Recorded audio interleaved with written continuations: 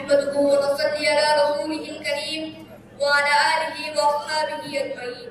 أما بعد، قال الله تبارك وتعالى في القرآن المجيد والفرقان الحميد: أعوذ بالله من الشيطان الرجيم. بسم الله الرحمن الرحيم.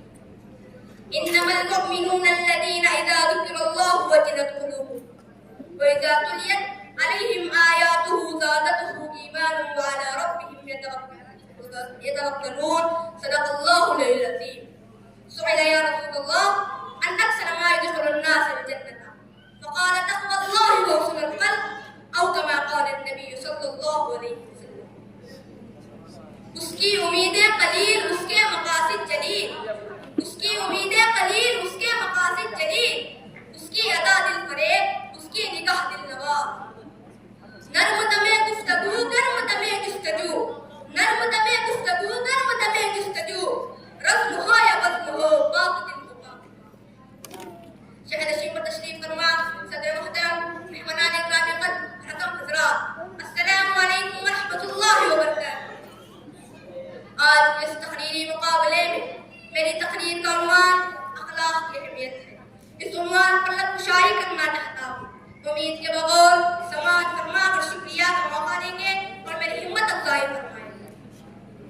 محترم حاضرین، انسان کی فطرت میں حیوانی اور ملکوتی عناصر شامل ہیں. کھانا، پینا، سونا، افزائش نسل، سکھ اور دکھ، یہ وہ اوصاف ہیں جو انسان اور حیوان دونوں میں پائے جاتے ہیں. اطاعت و فرما برداری، ایثار و قربانی، وفاداری اور جانثاری جیسے اوصاف فرشتوں اور انسانوں میں مشترک ہوتے ہیں. ملکوتی اوصاف کے غلبے کی وجہ سے انسان پاک نشین سے برق نشین ہو جاتا ہے. جب اس انگارۂ پاکی میں ہوتا ہے یقین پیدا، جب اس انگارۂ پاکی میں ہوتا ہے یقین پیدا، تو کر لیتا ہے یہ بالوں پرے روح لمی پیدا. ملکوتی اوصاف پیدا کرنے کے لیے آگے انسان کو مکارم اخلاق کی پابندی کرنی پڑتی ہے اور ظاہری اخلاق سے کنارہ کشی اختیار کرنی پڑتی ہے. صدق و صفا، مہر و وفا، ایفاء حق، خدمت عقل اور بے نفسی کے کردار سے متصف ہونا پڑتا ہے اور ظاہر اخلاق سے دور رہ کر اپنی شخصیت کو دوسروں کے لیے راحت جان، فیض لسان اور سکون قلب بنانا پڑتا ہے. میری زندگی یہی ہے کہ ہر ایک کو فیض پہنچے. میری زندگی یہی ہے کہ ہر ایک کو فیض پہنچے. میں چراغ نہ گزر ہوں، مجھے شوق سے جلاؤ.